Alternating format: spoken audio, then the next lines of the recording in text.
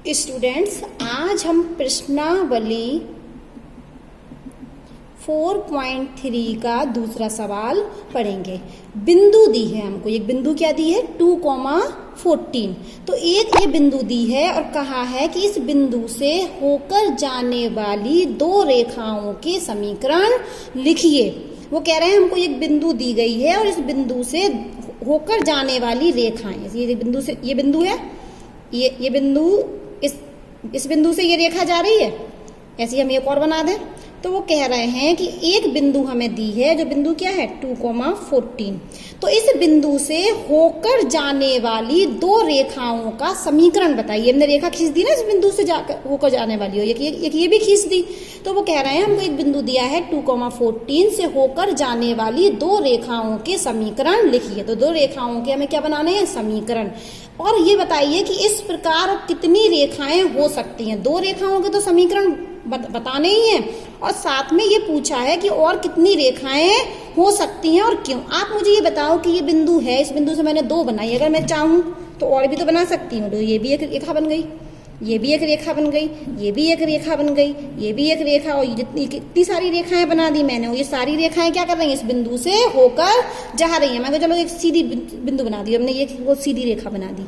ये रेखा क्या कर रही है, इस बिंदु से होकर जा रही, एक ऐसे में बना दी, फिर एक हमने ऐसे में बना दी, फिर ऐसे में बना दी, फिर और ऐसे में, फिर ऐसे में। तो आप जानते हो एक नियम होता है, एक बिंदु से होकर जाने वाली अनगिनत रेखाएं बन सकती हैं। एक बिंदु से कितनी रेखा बन सकती हैं, होकर जाने वाली अनगिनत, ठीक है, अनंत रेखाएं बन सकती हैं। तो ये नियम हम जानते हैं कि एक बिंदु से अनगिनत रेखाएं बन सकती हैं। तो यहाँ पर सिर्फ दो नहीं बन सकती हैं, वो कह रहे हैं इस प्रकार की और कितनी रेखाएं हो सकती हैं। तो इस प्रकार की अपरिमित रूप से असंख्य, असंख्य मतलब बहुत सारी रेखाएं हो सकती हैं। और क्यों हो सकती हैं, क्योंकि नियम है कि एक बिंदु से होकर जाने वाली असंख्य अपरिमित असंख्य रेखाएं बनती हैं। तो ये तो इसका आंसर हो गया कि उनने पूछा कितनी रेखाएं हो सकती हैं, तो बहुत सारी रेखाएं बन सकती हैं। लेकिन उन्होंने हमको कहा है कि इस बिंदु से होकर जाने वाली दो रेखाओं के समीकरण भी हमको लिखने हैं। तो समीकरण लिखने के पहले हमको यहाँ पर बिंदु दी है। सबसे पहले तो हम लिख लेते हैं बिंदु, क्या बिंदु दी है 2,14। और आप जानते हैं ये 2 किसका मान है, x का, और 14 किसका मान है, y का।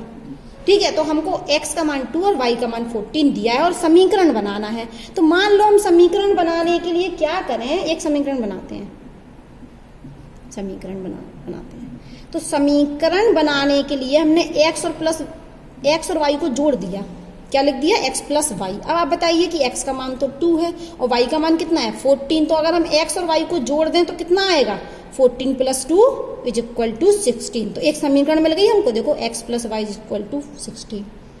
उन्होंने कहा था दो समीकरण बना दीजिए, एक बन गया। एक और देख लीजिए आप, x का मान 2 है और y का मान कितना है 14। यदि हम 2 में 7 का गुणा कर दें, 7 का मल्टीप्लाई कर दें, तो कितना आ जाएगा, 2 में अगर 7 का गुणा कर दें 14 आ जाएगा।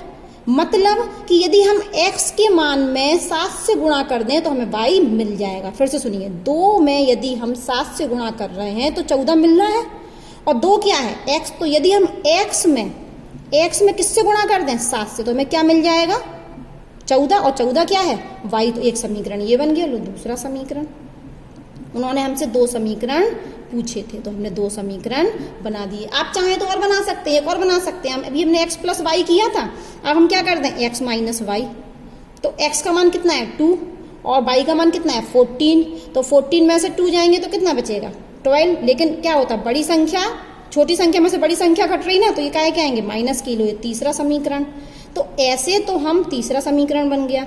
ऐसे तो हम बहुत सारे समीकरण बना सकते हैं, लेकिन क्वेश्चन में कितने पूछे हैं, सिर्फ 2 समीकरण पूछे हैं। तो ये हो गए हमारे 2 समीकरण। अब हम यहाँ लिख लेते हैं भाषा। चूंकि एक बिंदु से होकर असंख्य रेखाएं खींची जा सकती है। उन्होंने कहा था 2 समीकरण बताइए, हमने तो एक एक्स्ट्रा ही बता दिया, और पूछा था कितनी रेखाएं खींची जा सकती हैं। तो एक बिंदु से होकर असंख्य रेखाएं खींची जा सकती हैं, इसलिए हम बिंदु 2,14 से होकर जाने वाली असंख्य रेखाएं खींच सकते हैं। ठीक है, अब हम आते हैं तीसरे सवाल पर।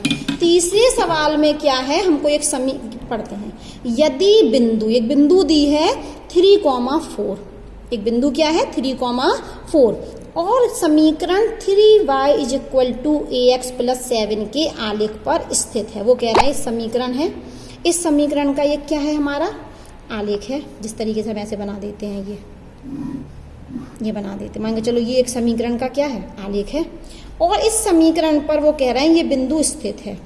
ये तो समीकरण का आलेख है और यहाँ पर एक बिंदु स्थित है जिसका मान है 3,4 मान लिया। तो ए का मान ज्ञात कीजिए। तो आप एक बात सुन लीजिए, यदि किसी समीकरण के आलेख पर कोई बिंदु उपस्थित होती है तो वो उस समीकरण का हल होती है, मतलब उसके मान रख सकते हैं। तो वो लेफ्ट हैंड साइड और राइट हैंड साइड क्या आएंगे, बराबर। तो हम यहाँ हल करने के लिए क्या करेंगे, हल करने के लिए इसको सबसे पहले समीकरण लिख लेते हैं। हमें समीकरण क्या दिया, 3y = ax + 7, ये समीकरण दिया है। 3y = ax + 7, हमें a का मान चाहिए और आपको एक बिंदु दी है। बिंदु क्या दी है, देखो ये लिखा रखा था, चलो ये लिखा ही है ऊपर। क्या किया हमने, सबसे पहले हल करने के लिए समीकरण लिख लिया, 3y = ax + 7। चूंकि बिंदु, कौन सी बिंदु, 3,4 इस समीकरण के आलेख पर स्थित है। चूंकि ये क्या है, ये बिंदु इस समीकरण के आलेख पर स्थित है, तो हम x का मान 3 और y का मान 4 इस समीकरण में रख दें। तो रख देते हैं हम, तो क्या होगा, सबसे पहले ये 3 लिखा। y का मान कितना, ये क्या होते हैं हमारे x y के मान होते हैं ना, तो y का मान कितना, 4, तो गुणे में 4, फिर लगाएंगे हम बराबर।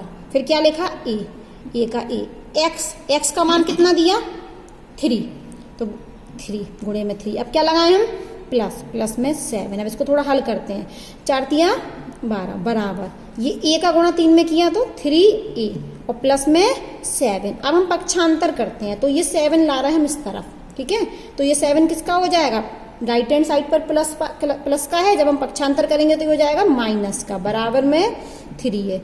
और ये 12 में से 7 गया तो कितना बचा, 5 बराबर 3 है, 5 बराबर 3 है, अर्थात 3a बराबर 5। कुछ भी बोल दें हम, कहें कि 5 3 a के बराबर है तो 3a 5 के बराबर है, तो 3a 3a = 5। तो a बराबर 5 बटे, आपको पता होगा कि जब गुणे में होता है लेफ्ट हैंड साइड पर तो राइट हैंड साइड में जाएगा तो भाग में हो जाएगा और भाग की चीज गुणे में हो जाएगी। तो ये क्या हो गया, कैची गुणा कर दिया हमने, तो a का मान कितना आ गया, 5/3।